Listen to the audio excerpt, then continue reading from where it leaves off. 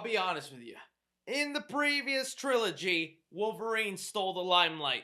But in these next four films, there's only one mutant that stood proud and tall, baby. Yeah, representing my favorite mutant. I always wanted to do this. Jane, no, don't do Jane, no.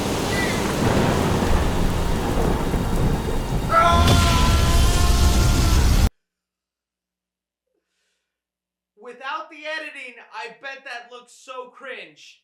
But it looked kind of cool with the editing, didn't it?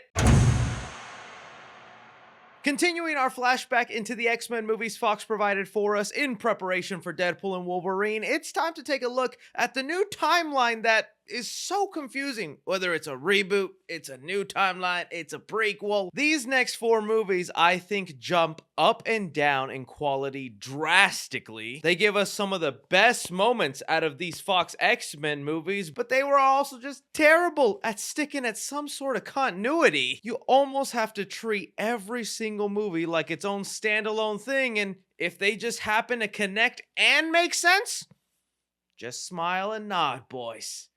Because when it don't, just don't think about it, man. That's how you know Kevin Feige stopped being a producer on these movies. I'm going to be very curious about your guys' opinions on these next four movies. So without further ado, let's just jump into the first film that started a new timeline, X-Men First Class. Starting off this new timeline the same way we began the previous one in Poland, 1944. Not gonna lie to you guys, I honestly thought I hit play on the wrong movie. I was like, oh, I'm starting from the beginning again? We get a deeper dive into Magneto's unfortunate upbringing, where it looks like Nazis were interested in studying mutants. Sebastian Shaw, played by the wonderful Kevin Bacon, is the head of this program and is trying to bring out that mutant ability from Magneto, leading to a pretty tragic sequence where we find out his mother was killed right in front of him just so that Sebastian Shaw can see a little bit of what Magneto can do. Just every time they peel more and more layers into Magneto, I find it harder and harder to treat him like a villain, because who wouldn't turn out the way he did after everything that's ever happened to this man? Along with also a flashback to the wildly different upbringing to Charles Xavier, who's just a wee lad walking in his big old mansion thinking he's going to see his mom in the kitchen, but instead meeting a young Mystique. I cannot tell you the immediate hatred I had for this the moment I saw it. I remember doing my research on X-Men First Class, and I was so excited that director Matthew Vaughn was attached, because Matthew Vaughn did Kick-Ass, and that's one of my favorite comic book movies ever made, which is why I really hate he's been neglected to just making Kingsman spy movies all his time. Like, dude, go back to some other stuff, Matthew Vaughn. You were fantastic. But I do remember in my research that these movies were supposed to be prequels leading up to the X-Men movies that came out in the early 2000s. And nowhere in the early 2000s X-Men movies did they ever say Charles Xavier and Mystique were childhood friends, almost like siblings, growing up together and having a very special bond. Never mentioned once. I don't even think Charles Xavier and Mystique even had a scene together. Oh, there's gonna be so much more complaining I do about Mystique throughout these next four movies, but it's not all bad. She does shine sometimes. Holding back on that just for now, we do flash forward to the 1960s, where this movie will mainly take place, continuing the parallels of the wildly different lifestyles both Charles Xavier and Eric Lehnsherr, Magneto, have. This is one of the things I loved about this timeline, is it brought in a different layer to Charles Xavier and Magneto. Charles, for one,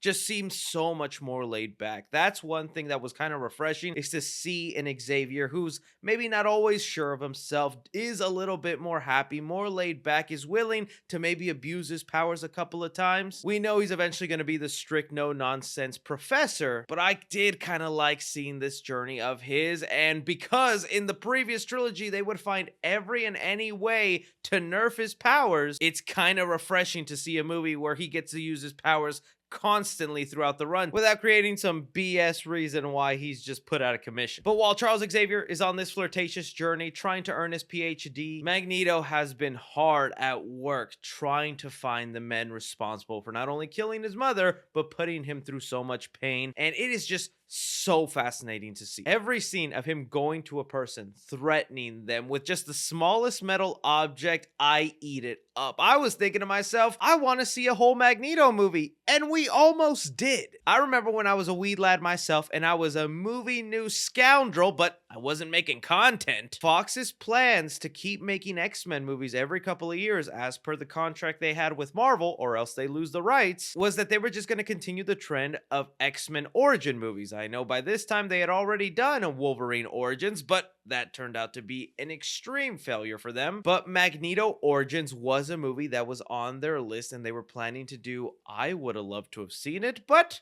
I think we got a little bit of what we would have seen in First Class. But nevertheless, the real plot of this movie kicks in when CIA agent Taggart discovers mutant beings and their plot to try and initiate a world war that would lead mutants to rule. This puts her on the path to go find the person who most knows about mutant genes, and at this point in time, it is Charles Xavier, who is, although drunk in this moment, is extremely interested in wanting to help her out. And this little setup here leads us into one of my favorite things about origin movies is taking a look at the early beginnings of more iconic things that happen later on, like the early workings of Cerebro that the CIA helped Charles Xavier get, the future X-Wing plane, and overall just seeing how Magneto and Charles Xavier came to meet each other. That to me is very fun, but my favorite bit has to be when they round up all the mutants that'll be part of the First Class, which is now a good segue into talking about the mutants they most highlight in here, starting off with Nicholas Hoult as Beast. Although sometimes these Fox movies are not great at the comic book storylines, the way they adapted Beast, I thought was done perfect. The scientist who really just wants to get rid of his mutant disease, but accidentally enhances his powers, giving him that Beast look, does not look as great as the Kelsey Grammer Beast. Let's be honest. In fact, I did love that they started adding some CGI to it, just some good makeup, and that's all you need. Don't need to add some CGI to it. You have Zoe Kravitz as Angel. Okay, just kind of cool to see future Catwoman as an X-Men. Havoc, the future brother of Scott Summers, the way they weave that in later on, I'm just glad they introduced Havoc in this first film. I was kind of puzzled by the inclusion of Banshee. Yeah, he's pretty cool, but out of all the mutants you could have picked from, Charles, not sure why you'd pick the one who's scaring away all the Nemos. And well, let's just get this one out of the way. Darwin, bro, if your goal for these early movies was to show us, mutants that probably aren't the mainstay, that people don't know about. Because even before these comic book movies existed, comic book fans knew the name Wolverine, Cyclops, Beast, Gambit, right?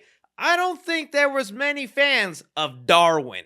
From one scene where they start showing off each other's powers and you get an idea of what Darwin can do, he adapts to survive, meaning his body will change to whatever it can be. My mind was going crazy at the potential action scenes you could get, how creative you can be, and oh my god, you're killing him. You killed the one mutant whose power it was to survive. I don't care how cliche and oversaid that is, but Fox, if there was ever an example of something so easily awesome that you messed up, it was Darwin. I was pissed. I was having flashbacks of the way I had when Cyclops was killed on screen, and I had just met this X-Men for 5 minutes. I really wish they kept it longer, and whenever they do the MCU X-Men, I need him back. Also, so glad the actor Edie Gathegi is getting another chance at a superhero role thanks to James Gunn and his upcoming Superman movie playing Mr. Terrific. Let's hope they don't kill him after 5 minutes of screen time. I guess I also do have to mention some of the villain mutants that show up in this movie, but aside from Shaw, the only one that stood out to me was Emma Frost. That was a character name I was familiar with, and I thought the way they introduced her here with the diamond body shielding her from Charles's mind games felt like a natural way to put him out of commission times in this movie. I also really thought that scene was funny where she was making that one foreign general think he's oogly boogling her, whether it's the real thing or the fake thing. I'll take Emma Frost. Do me next. The other two villains, the guy who makes twisters, okay, I'm sure Glenn Powell can defeat you, buddy. And Azazel, who's just red Nightcrawler, But we have our mutant team down. They use Charles's old home to start the X-Mansion, and the montage of them learning their powers, yes, more scenes like that. I feel like that was something that was also not given enough time in the older X-Men movies. I like them learning to use their powers, going from just being destructive, out of control, to then seeing them progress or get creative with their powers. Like, that's just fun. Banshee getting wings and learning to fly, Havoc getting a suit that more directs his power, and the oh so beautiful scene between Charles and Magneto, where Charles unlocks a memory inside Magneto's mind, remembering his mom on Hanukkah. Like, dude, that is just some beautiful stuff. The way these movies will continuously build the awesome character development between Charles Xavier and Magneto, but you gotta admit, when you first heard, oh, they're getting rid of Patrick Stewart and Ian McKellen, nobody's gonna match up. These guys, I not only think they match up, sometimes they surpass the originals. That's just me being honest. That's just me being honest with y'all. Leading us to the finale of this movie, where Shaw has manipulated things into a position that could lead to a world war. Thankfully, the first class of X-Men is there to put a stop to it. I'm gonna admit, although Fox is not the best with the costumes, this is one of the better renditions. I like this mix of yellow and black way better than any of the suits of the previous movies that we've gotten so far. You actually go outside in these things? What would you prefer?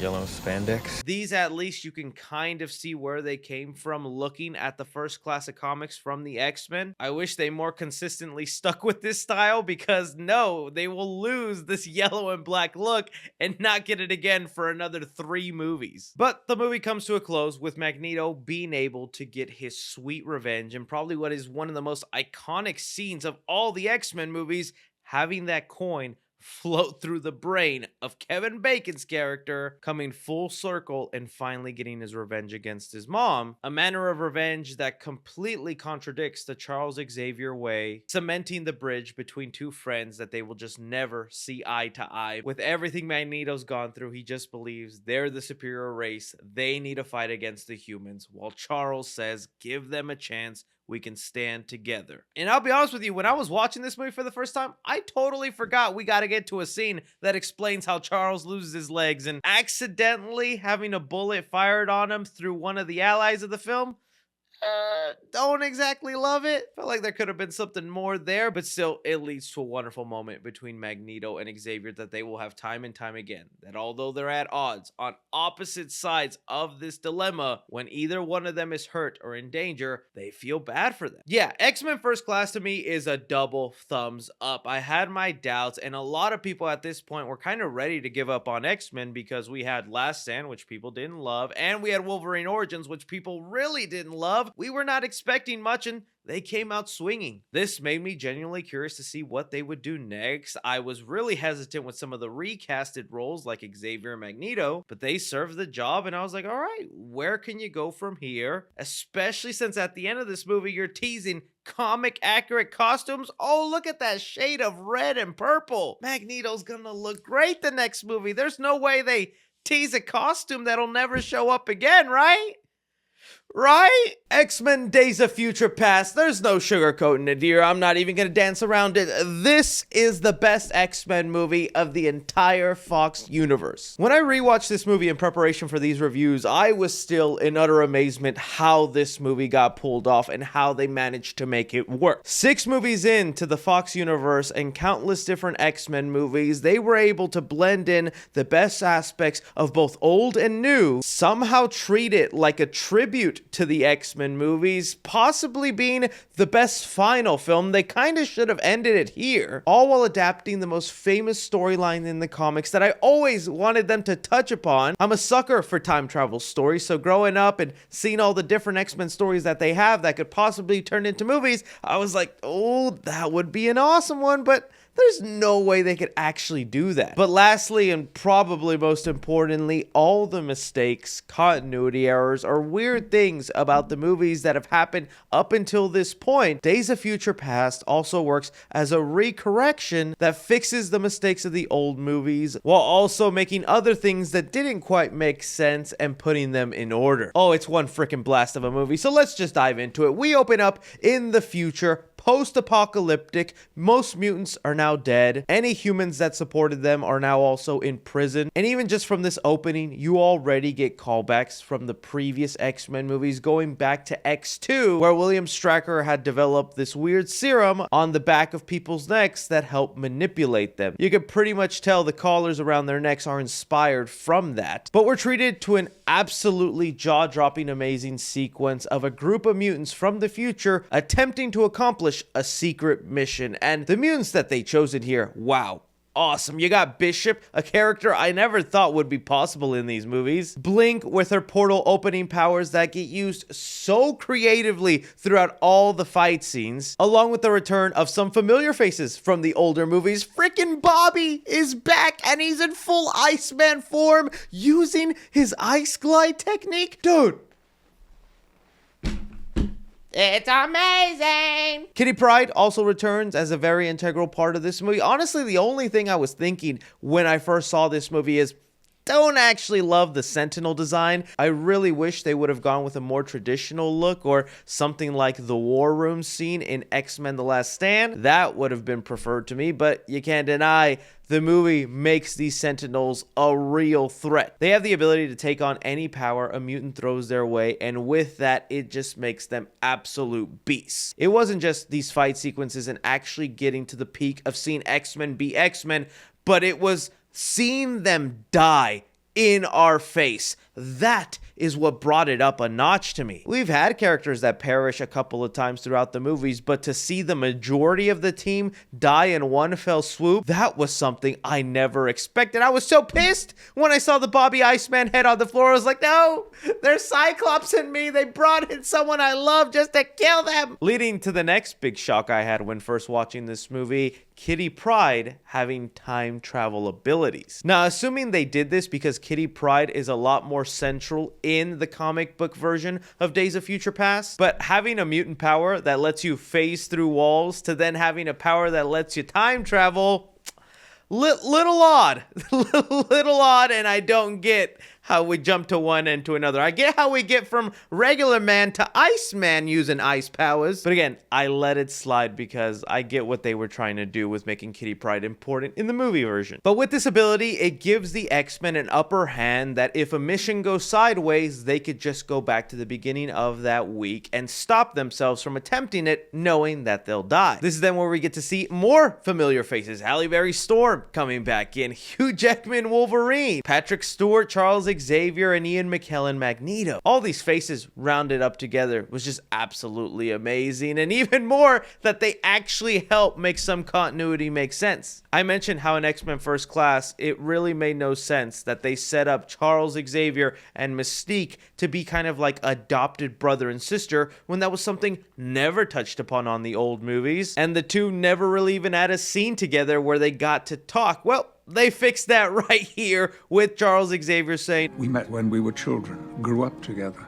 She was like a sister to me." I'm like, all right, little late, kind of forcing it, but I'll let it slide because of how awesome everything has been so far. But they basically give us the origin for the Sentinels, that in the past, they got the DNA of Mystique, and through her DNA, they were then able to create the more powerful Sentinels that can steal mutant powers. Trask in this film is played by Peter Dinklage, even though he was played by a very different looking man in the earlier X-Men movies that this is connected to. Okay, so they weren't able to fix every continuity error, but let's just let it slide. But what their plan basically boils down to in order to fix everything is to use Kitty Pryde's abilities to send someone back to the far past, specifically to an event that led Mystique to turn the humans against mutants, but also getting caught in the process to the point that they experiment on her. Another situation where maybe it doesn't make complete sense, because if this is still following the timeline we know, yeah, Mystique may get caught, but she's got to eventually escape, right? Because she does a whole bunch of other missions with Magneto along the way. And with this event happening in the 70s,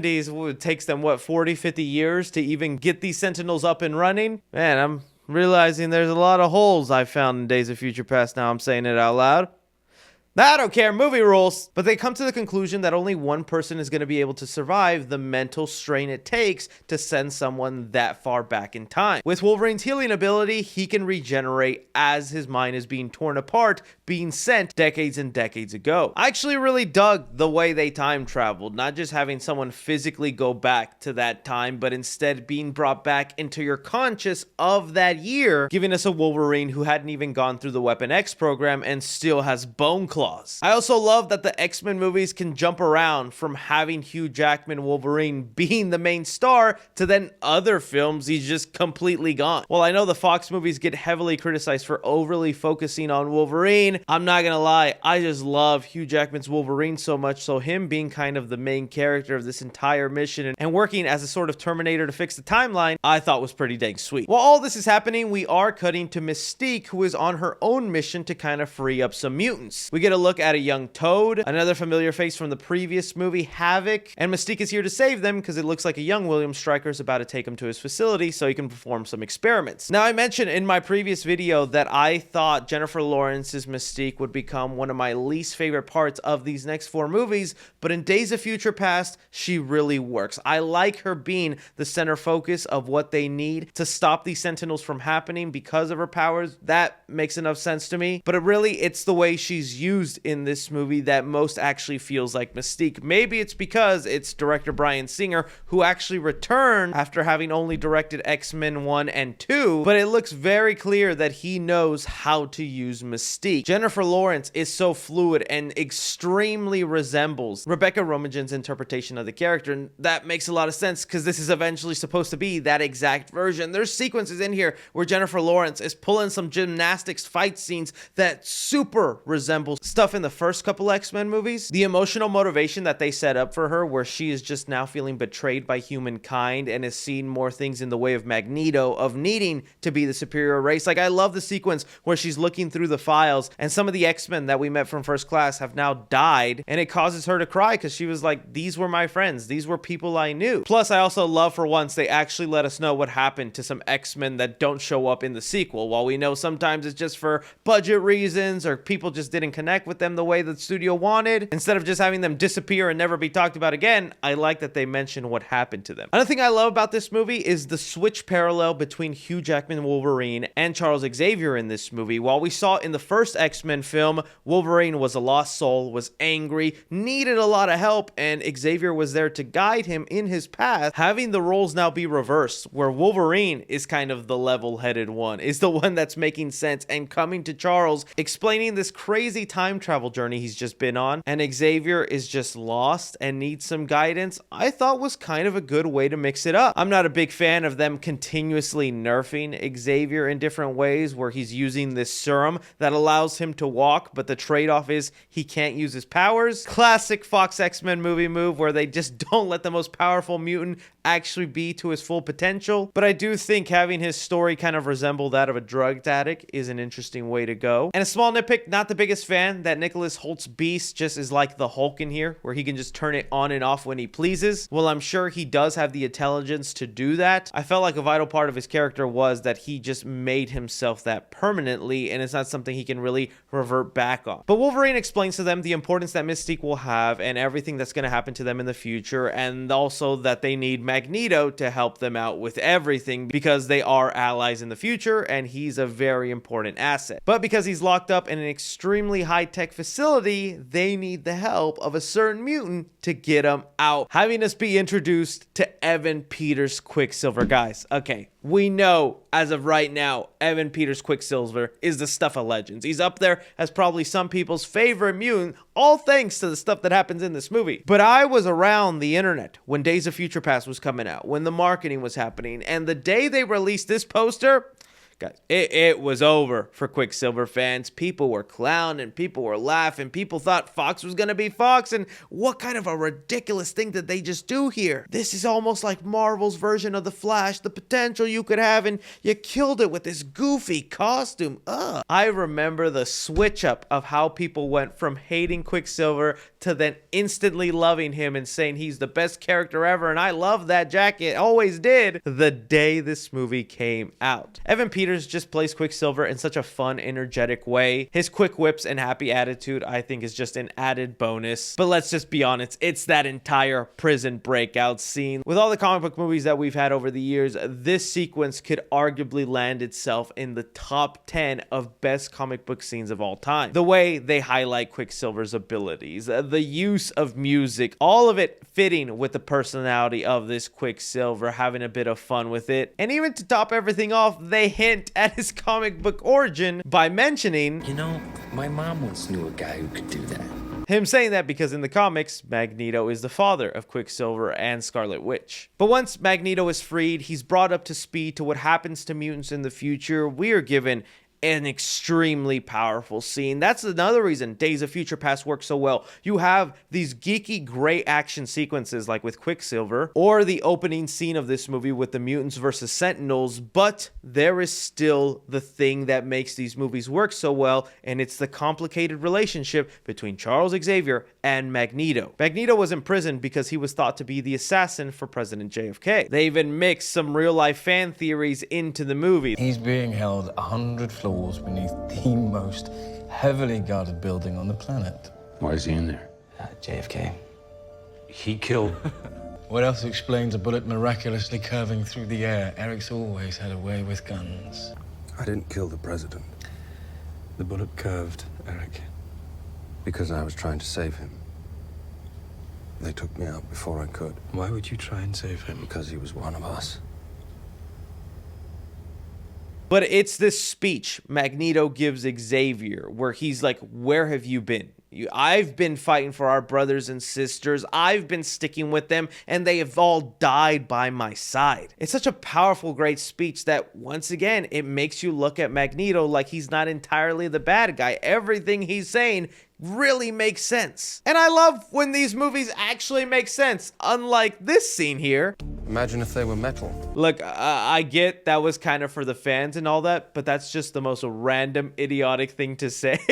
Does he go to every mutant with powers and say that? Imagine if your tongue was metal, Toad. A mistake. Imagine if you transformed into metal. I say that to everybody because I control metal. But it really is these complicated relationships that these movies are built on and that they highlighted so well. Because when we finally get to the scene of them having to stop Mystique in the act, I was shocked when I saw Magneto was easily ready to kill Mystique. I talked about how I was not a huge fan that in X-Men The Last Stand, Magneto just ditches Mystique after she loses her mutant powers. I was like, where's the solidarity there? The loyalty, the fact that this person had helped you all along the way, and now just because she wasn't immune, you let her go that quick. But on the opposite end of the spectrum, Magneto's seen that if I don't kill Mystique right here, right now, she will lead to the death of so many other more mutants. Him wanting to actually make that sacrifice for everybody, even though he loves Mystique, is a perfect representation of the Magneto mindset. And dude, that scene where he's like pulling Mystique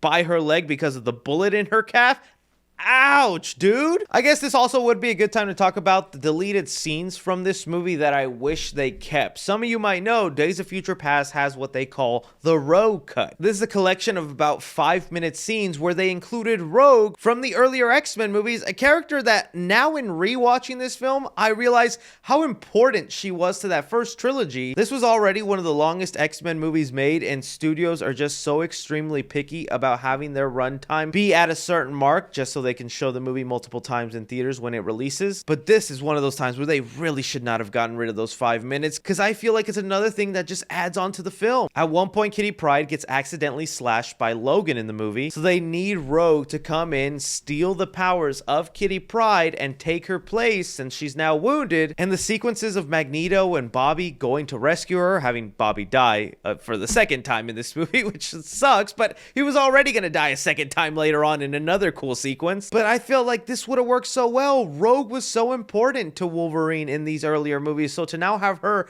be the one in charge of him time traveling and serving this emotional connection, I thought would have been great. Just sucks that they had to cut it for time. But bringing us to the end of the movie, Magneto, of course, shows his true colors, where he is in not loving humanity, and actually is going to attempt to do what he was in prison for, assassinate the president and everyone responsible for wanting to put this Sentinel program to use, flipping the script on us, and instead of having Mystique be the one to cause the future apocalypse, Charles convinces her that this is a time to show that not all mutants are bad, that they can protect others, and her deciding to spare the president and all involved is enough to cancel the Sentinel program and let mutants be for now. This scene is made all that more powerful when we're looking at the past and how divided our future friends are. Like Magneto and Charles could not be more than on opposite sides of one another, while their future selves are fighting for their lives and are in a sentimental spot trying to help each other survive. That jumping back and forth and coming to this one crucial moment is why Days of Future Past works so well for me. But we haven't even gotten to the dang best part, and one mutant that was severely missing through the course of this movie, because they've now saved the timeline and future Logan's conscience can return to his future body. He wakes up inside the X-Mansion, seeing all his mutants still alive. We at least get a small cameo of Rogue and Bobby together. All right, cool. Kelsey Grammer's Beast even gets a little walk-in appearance, but fixing a major mistake from the previous entry in having Jean Grey still be alive, and my boy Scott Summers never died.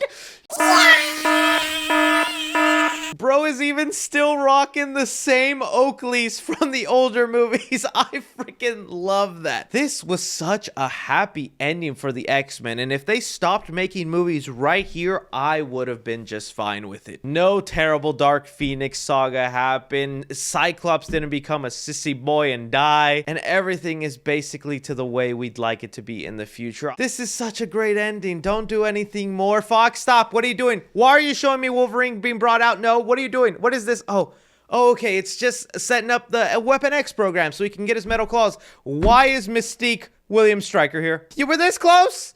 This close to a perfect ending! I cannot tell you how much the last 2 minutes of this movie pissed me off. Why are we doing this where we're pretending Mystique is now gonna kidnap Wolverine? This has no bearing to the plot of the next movie, has no impact on it. Mystique is not hanging out with Wolverine. And in fact, it feels like they completely retconned this, because in the next movie, Wolverine is in the Weapon X program and gets his metal claws, so you should have just let it be William Stryker, because that makes the most sense. But I kind of get what they were going for. They were basically letting us know, now because we've dealt with time travel, we touched the timeline, the future you know is not going to be the future you see. Even though they just showed us a flash of the future and what it's supposed to look like, it could be totally different. Whatever the case, X-Men Days of Future Past is obviously not perfect, but man, do the highs elevate me to a level that I always hope comic book movies hit. It did a perfect job of bringing together the old and new, celebrating the X-Men timeline, giving us an actual riveting story with characters I like, introducing some mutants, giving us some highlighted sequences. Just Days of Future Past is a 10 out of 10 movie, and it remains my favorite one of the entire franchise. But they didn't stop there. They continued going, but after seeing how amazing it is, and they're bringing this director back for the next installment, Apocalypse, it's gonna be amazing, right? Right?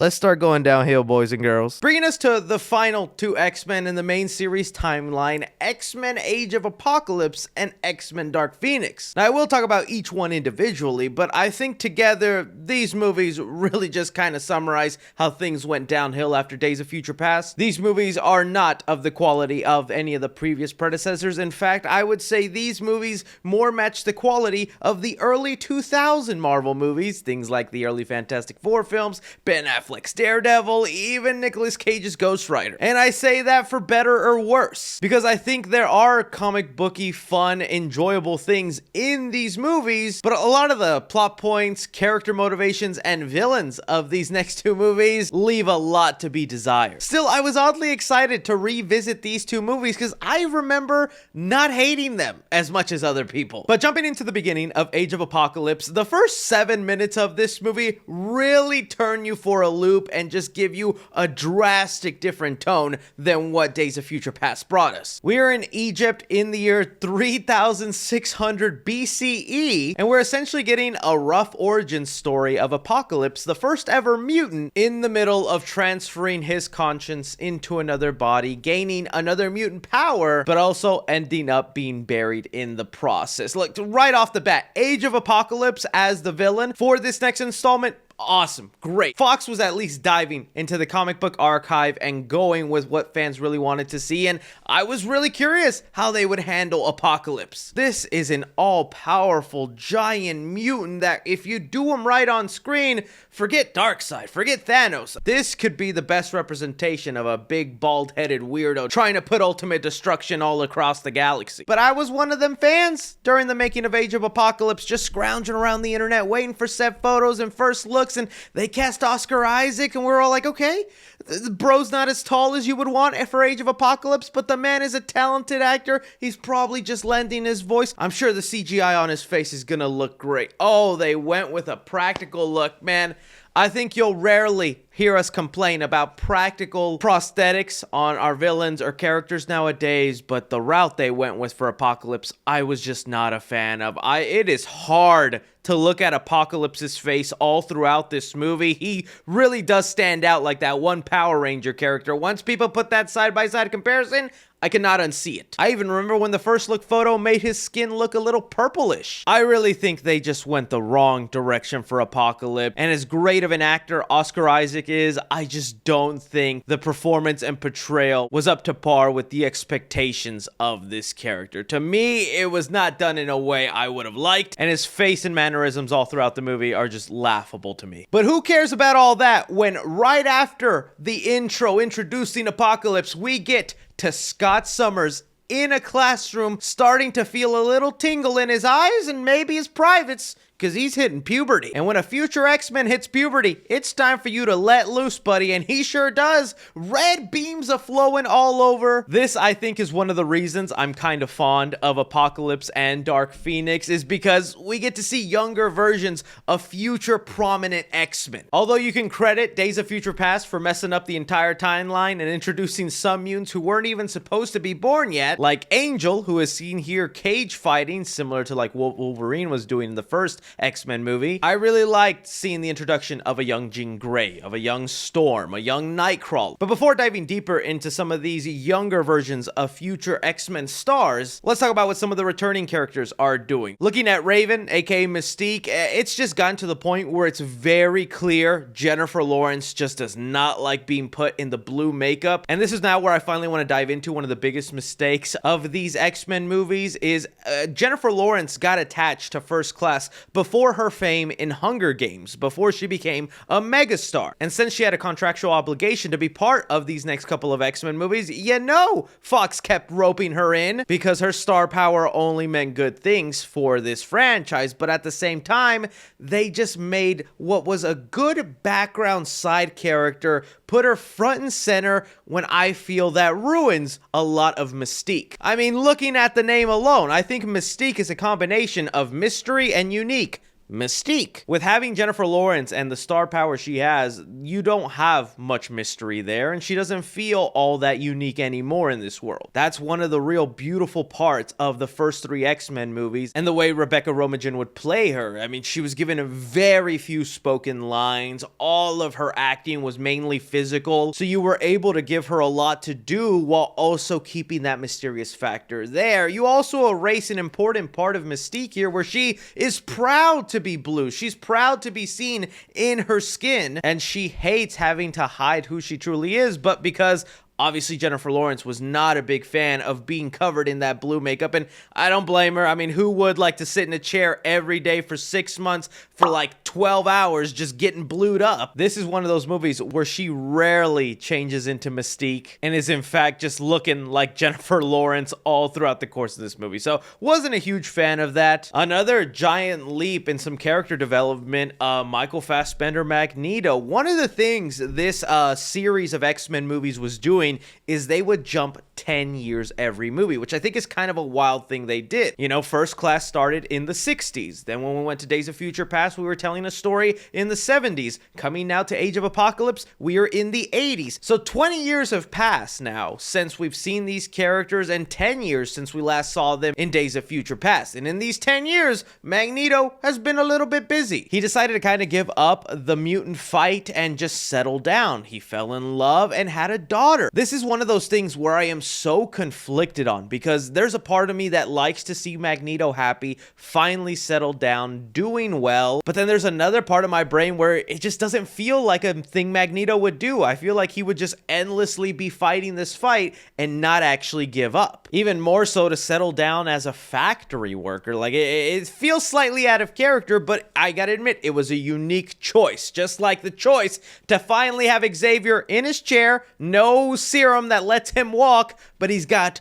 a luscious head of hair. I hope nothing happens to that luscious head of hair. Slight nitpick, that's one of the most annoying things that movies, TV shows all do. If you have a character that's meant to be bald in the future, for some reason, before they go bald, they had the most luscious, gorgeous head of hair. But here's another thing I kind of like about Age of Apocalypse is it feels like the Xavier School for the Gifted is at its prime. It's like fully operational, up and running, full of future X-Men, and he's training them on how to use their abilities. I even like that they tie back in Havoc and make him the older brother of Scott Summers. That's something that happens in the comics, and they're finally kind of able to tie that into the movies. And this movie was kind of good at bringing back some characters that were important in the First Class movie, like Rose Byrne's character of Mac Taggart. It is kind of funny to see Xavier get all jealous and sad that she had a life and got married without him, but I don't know what he expected when he like mind wiped her. But all in all, the plot kicks in when Apocalypse is resurrected through, I don't even know, just his tomb being disturbed. Looks like he had a cult following of people and then they just randomly decided to bring him up. It's honestly not a strong reasoning, but nevertheless, he's here now and he wants global domination. He doesn't like what he's seen. He feels mutants should be ruling the world by now, so he's gonna do what he was born to do and collect his 4 horsemen, powerful mutants, giving them an upgrade so he can start the process of taking over the world. And the 4 mutants he chose? Interesting choices. The first mutant he encounters and decides to make part of his team is Storm, and it's because of Apocalypse that Storm has her luscious white hair. I think it's so funny when like the Fox movies feel like they need to give an explanation for things like this. She had that hair in the earlier movies. You're telling me they fought Apocalypse back then and that's where she got the white hair? But whatever, this is cool. At least she got an upgrade. Psylocke is his next horseman, played by Olivia Munn. Kind of cool to see Psylocke in there. I think she is an underrated mutant I would like to see more of in future X-Men projects. And it's also one of the few characters that pretty much gets their comic book accurate costume for the entirety of the movie, while most characters have to deal with something completely different. Angel had to be my favorite Apocalypse horseman, and that's mainly because they do the Archangel storyline from the comics, where he is one of the people chosen by Apocalypse and gets this complete transformation and these really awesome metal wings. That was just one of the dopest parts of the movie. And the final horseman, which I remember being controversial and I still think is slightly controversial, Magneto. Now, I say controversial for a couple of reasons. One, and I believe this too, I don't like the idea of Magneto being a henchman to somebody else, and the arguments will be, no, Chris, he just did it because he knew he would get an upgrade, and it was the push he needed.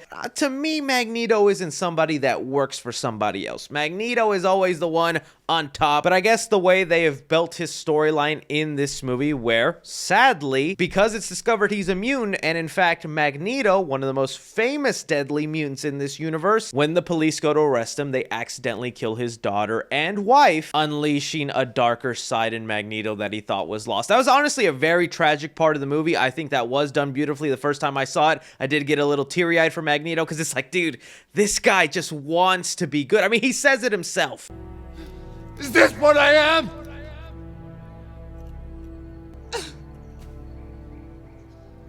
Is this what I am? But I think for the remainder of the movie, past that point, Magneto just becomes kind of a hollow shell. And I feel like Michael Fassbender's abilities and everything he was bringing into the role from First Class to Days of Future Past is kind of wasted. Just like I think Quicksilver is essentially wasted in this movie. Now, we gotta talk about the upgraded scene Quicksilver gets from Days of Future Past. Obviously, that was the standout moment from the last movie, and the studio and director, who is Bryan Singer, knew that, so they had to one-up themselves and give Quicksilver something to do, but that's all he's reduced to in this movie, is just a setup for a really cool scene where he's removing people out of the X-Mansion before it's about to explode. And yes, I'm not gonna lie, that is an awesome scene, and I kind of like it better than his Days of Future Past sequence, but just in my mind, what were you doing for 10 years, kid? Just in your mama's basement contemplating? that dude was my dad. I'm just gonna stay down here and play Pac-Man. He never thought to go to the Xavier school, learn about his powers, become an X-Men, do something with himself. It felt like the guy was basically standing idle for 10 years just going, I'm gonna do something someday. I don't know what it is, but I'm gonna do it. And that's like one of the real like annoying parts to me with these 10-year jumps. Some characters have done a lot, like Magneto and having a family, while others just stayed exactly the same. But although it seemed like Quicksilver did save everyone in the X-Mansion, someone did die. Havoc, Scott Summers' brother. And this is the arc he kind of goes through in this movie. He has his own kind of like Peter Parker with great power comes great responsibility situation where because he decided to goof off and take a group of X-Men to the mall where they have a little bit of fun, even poke fun of the fact that they're in the third movie. Well, at least we can all agree the third one's always the worst. He wasn't there to protect or help his brother, and so he died. And this is kind of the arc Scott Summers goes through where he's like, I gotta be a better person for my brother. I can't just be fooling around, and I kind of like that. It's much better than just having Scott Summers die 10 minutes into the movie, man. Much better. Here's then where a group of mutants are rounded up and taken by William Stryker to his facility, presumably to be experimented on, but this time being more faithful to the comic book storyline where he's geared out in the Weapon X outfit, which again, I think is so funny because they so clearly set up at the end of Days of Future Past that they were not going to do the traditional Weapon X program. They had William Stryker find Wolverine, but it was in fact not William Stryker, it was Mystique. Next movie? Didn't know. It was William Stryker. He just had pink eye. Call it yellow eye. It's just like so dumb. Because if they just remove that yellow eye effect from Days of Future Past, at least this continuity and continuation makes sense. But Fox doesn't like things to make sense. I'll take him from here. For the future. And against all odds, she fixed it. And overall, I'm just happy anytime Wolverine can be thrown in here. I think it's even cooler that in the last movie, he was like the most important character, essentially the main character. And here he's just reduced to kind of a cameo because it's not his time to shine. And we're giving the spotlight to other X-Men right now. And I did think it was a cool moment where young Jean kind of unlocks some memories for Wolverine. So he's not completely lost and angry out there. I just kind of like that. This all now brings us to the third act where Apocalypse has kidnapped Xavier. He wants to do his mind-body switch on him because he thinks having his powers of controlling people's minds would be a real powerful asset, while Mystique has somehow become the leader of the X-Men and rounded up a group of people to try and fight this threat. And look, the fight sequences are fine. It's okay. I mean, I get giddy every time I see Scott just at least use his powers, and I thought even Quicksilver punching out Apocalypse was cool up until he broke his dang leg. But there are just so many other story plot points in here that kind of ruin it for me. Specifically, Quicksilver really wanting to tell Magneto, hey, you're my dad, you still have a family out there, which maybe could have been something. I mean, Magneto was struggling in this movie with the loss of family, the loss of loved ones. Finding out he has a son and maybe another purpose could have been something impactful, but it's just a useless plot point because Quicksilver never really brings it up or even tells him, not in this movie or the next movie. It's just something that's like re-brought up when it was just a fun little Easter egg in Days of Future Past. I thought it was just fine as an Easter egg in the last movie. I don't think there was a need to dive deeper into this and make it a plot point. Just like giving us the best explanation for why Xavier went bald, it's because of the ritual Apocalypse had to try and transfer his body.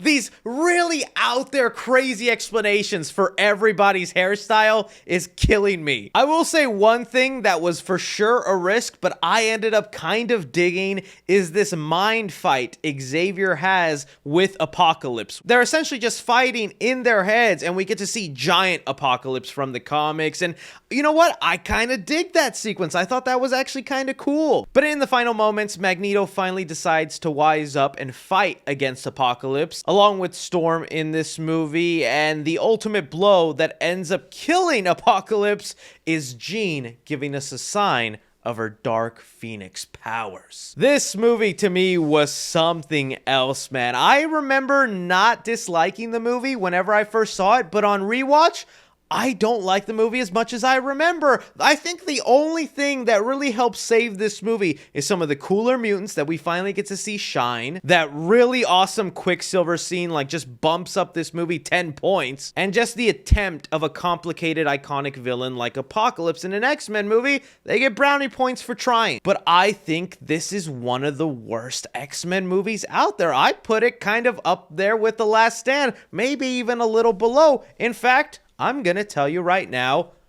I think this is worse than Dark Phoenix. So let's talk about Dark Phoenix. Oh, you ain't gonna believe what I have to say on Dark Phoenix, because guys, I am not lying, not exaggerating, not trying to be cool and different.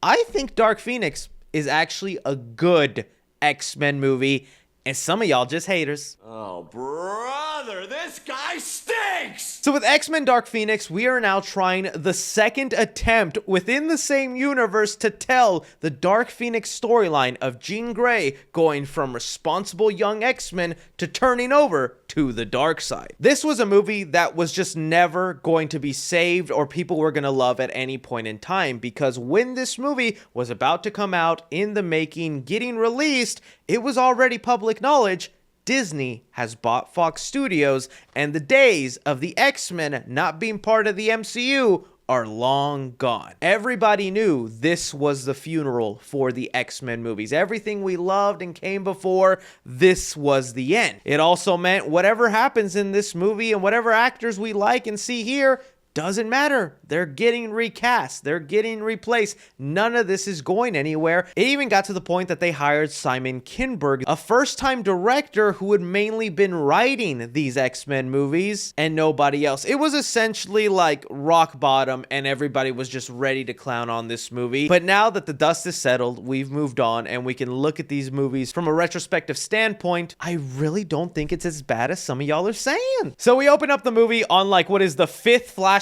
to Jean Grey's childhood, 1975, the year my daddy was born. That is true. That is a fact. Where Jean's first glimpse of her powers accidentally caused the death of her mother and what seems to be her father. This is how Charles Xavier comes in contact with Jean Grey, as opposed to the other storylines and ways we saw that Jean Grey was meeting up with Charles Xavier, is that Jean Grey was essentially orphaned and Xavier took her in, hoping he could somehow tame whatever abilities are within her. Past that opening now, we flash forward to the 90s. Again, jumping 10 more years from the last movie. So all the characters we just met in the previous X-Men movie, who were maybe 14, 15, 16 max at the time in the Xavier School, they are now 10 years older, in their late 20s, 26, 25. Not Quicksilver though, because Quicksilver would be in his 30s by now. Because if he was, what, 15 in Days of Future Past, he was 25 in Apocalypse, and he's now 35 in Dark Phoenix. Don't even get me started on Hank and Mystique's ages, because they're essentially qualifying for the early bird discount. But they're a fully formed team that go on adventures to help out whenever the world needs them, and we even got classic looking X-Men outfits. It's not the awesome, unique suits that they were promising at the end of the last movie, because man, you had this. You had the man wearing this. It didn't look that great, not gonna lie. Actually looked kind of mid, but you still had this on. And you didn't give it to us the next movie, okay? That's one flaw Phoenix has. I ain't gonna lie to you, that's true. But I also don't hate these costumes. I think it's a good full circle back to what they looked like in First Class. Black and yellow uniform with a touch of comic book colors. I like the costumes. But they're essentially going on a mission because it seems like a couple of astronauts in space are having trouble and the US government could use the X-Men's help. I love everything about this sequence. Just the way Xavier is commanding them from the mansion, giving them instructions, and each one's ability is coming into use, from Cyclops to Nightcrawler. I didn't know Storm's abilities work in space. This was an ultimate highlight for me. This is what I love. The X-Men working together, using their powers. I'm even gonna make the argument, Simon Kinberg, for his first big directorial debut, the man cooked. This movie is shot really well, at least when it comes to the action sequences. But it's during this mission, though, that Jean Grey accidentally gets hit with this weird force in space, and this will be the explanation for her Dark Phoenix side kind of getting unlocked and starting to take over her. All right, good setup, nice start, I like it. Let me talk about some negatives, though, I do have with this. Some of the legacy characters that have been coming in from First Class, they're starting to become extremely unlikable. Jennifer Lawrence in here probably says one line that it's just like, why was that needed to be said? And by the way, the women are always saving the men around here. You might want to think about changing the name to X-Women.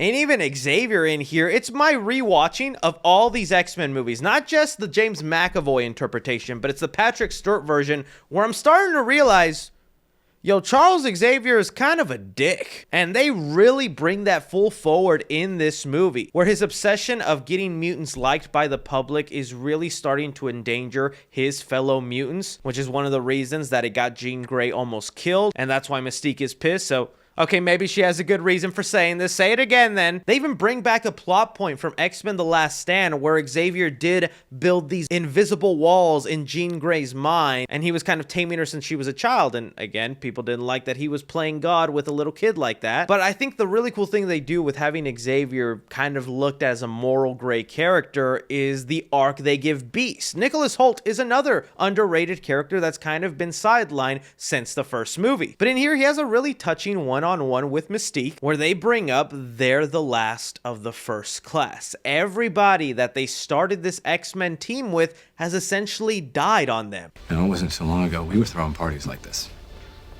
Now we're the only ones left. Last of the First Class.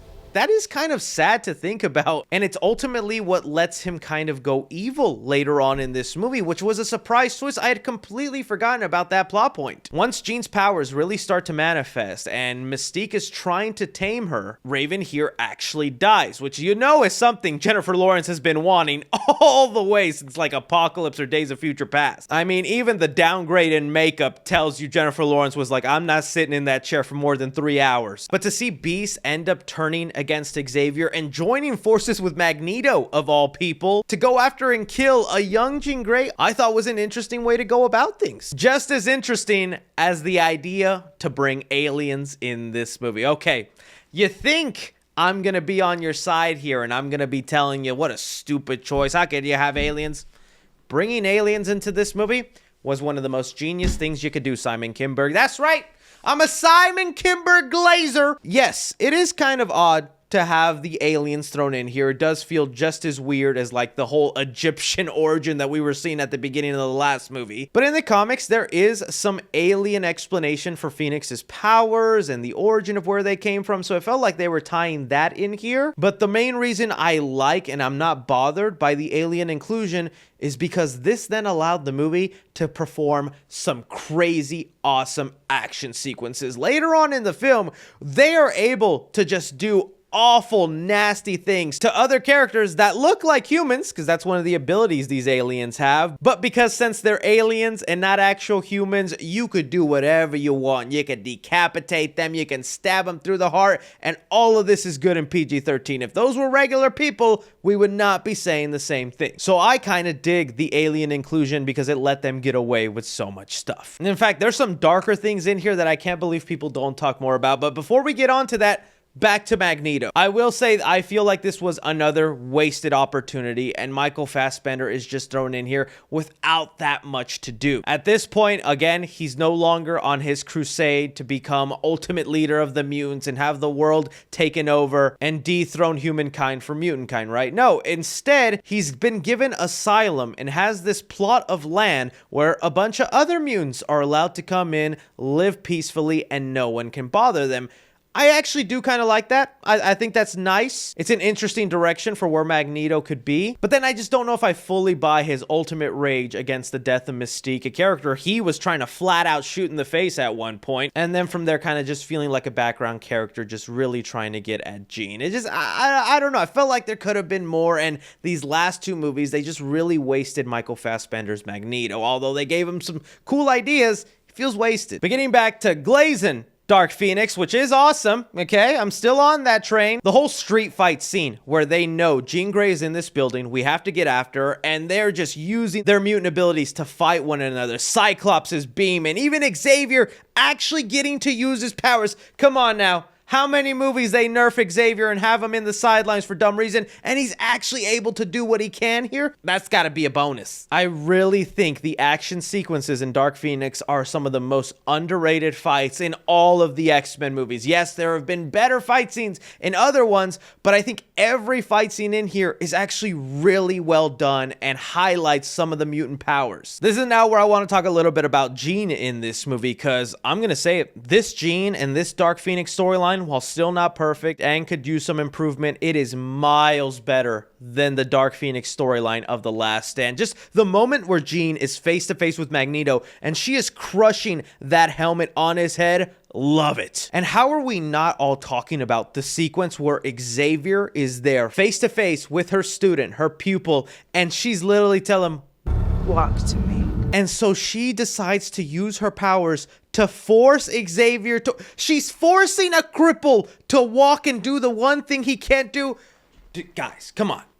That is so crazy. I love this freaking movie. Okay, love is a strong word, but I think this movie's cool. And you know, this leads us into the third act, where all the mutants get captured. They're given these bracelets that like hinder their powers, and they're going to be taken to a prison, right? And the funniest thing about this train fight sequence is before the movie was being released, there was word going around that this actually wasn't the original plan for the ending of Dark Phoenix. This movie is going to be released the same year Captain Marvel was going to hit theaters, and it was said Captain Marvel was going to have a big finale in space where there was going to be blasting and shooting with the good guys and the bad guys, and it was said Dark Phoenix had a very similar third act finale taking place in space, and a lot of the characters fighting one another there. So they did not want to copy Marvel. They didn't want to have the same third act, so instead they had changed the fight scene to a train, and everybody was laughing, joking, pointing fingers. There was even this meme going around of Kevin Feige where they said he found out the fight scene was changed from space to a train. Everybody was laughing.